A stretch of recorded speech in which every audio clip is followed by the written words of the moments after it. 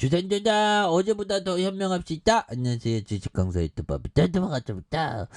자, 주식은 현명함의 싸움이죠. 예, 근데 현명하기 위해서 멘탈 관리 굉장히 중요하겠고, 두산 에너비티 왜 이렇게 떨어졌어 보면, 예, 그래서 뭐 별다른 뭐 원전에 대한 부분, 앞으로 굉장히 원전을 많이 키울 부분은 충분히 있죠. 그래서 자 보면 이런 부분에서 자 이러다가 중국에 다 뺏긴다. 그래서 초비상 K조선과 원전 인력난의 몸살을 이렇게 그래서 기술직이 1만 4천 명 증발에 대한 핵심 인력 부당하게 빼갔다. 그래서 조선사 현대중공업 공정위 제소하는 이런 부분에서 요즘 조선업계들의 신경전이 뜨겁고요.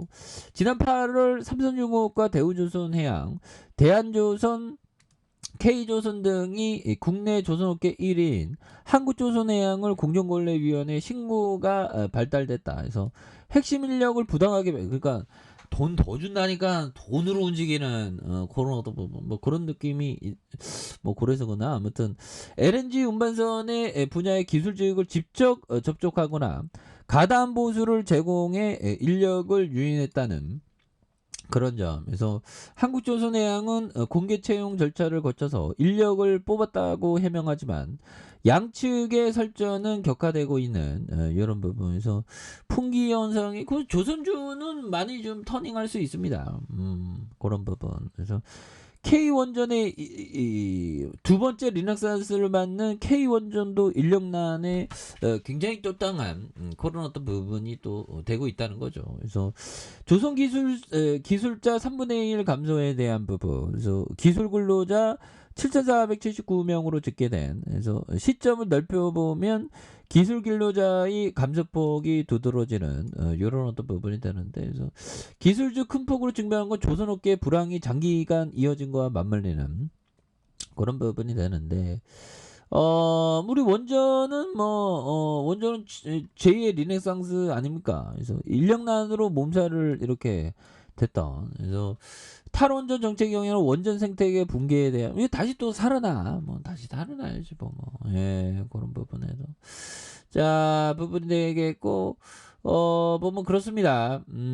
그래서, 자, 원전 부활에 필요한 고준위 이 방패장의 특별법 통과가 관건이 되는, 그래서 문재인 정부의 탈원전 정책으로 무너진 한국의 원자력 발전 사업에 대한 부분에서 뭐 정권 바뀌니까 또 이렇게 또 달라지는, 그래서 핵 연료 처리 시설의 특별법을 조속히 시일 내에 국회에서 돼야 한다는 게 업계의 요구가 되는, 그래서 현재 원전 부진에 설치된 임시 폐기물 저장 시설이 포화 상태가 되는, 자, 한국 원전 사업의 지속적인 발전이 가능하다. 예, 그렇게 해서 요 부분이 되는데, 그래서 유치 지역에 대한 특별 지원금에 대한 지역 주민 우선 고용의 인센티브, 뭐 다양한 부분이 있죠. 예, 그렇게 해서 자, 이런 부분이 되는데, 두산에너빌리티 이건 다시 터닝에 대한 부분 또 굉장히 또 세게 좀 잘 나올 수 있지. 그래서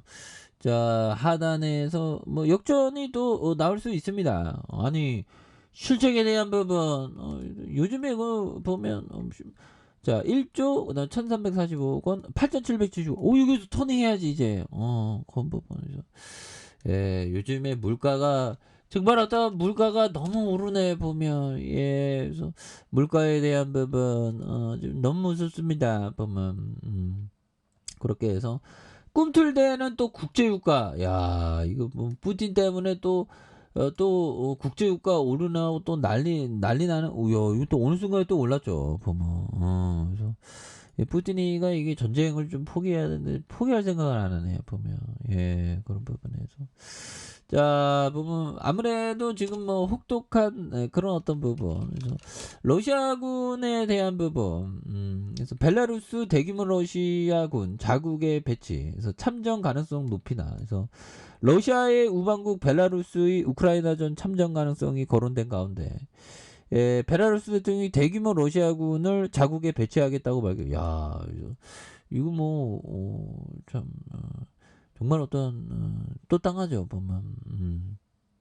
그렇게 해서 자, 위기는 기회고요. 뭐 지금같이 좀 이렇게 위기 상황이 계속되는 때도 없는 것 같아요, 형들아. 근데 모든 거는 또 지나가죠. 모든 거는 또 지나가는 그런 어떤 부분에서 자, 파브르 형이 얘기했던 요 부분 볼까요?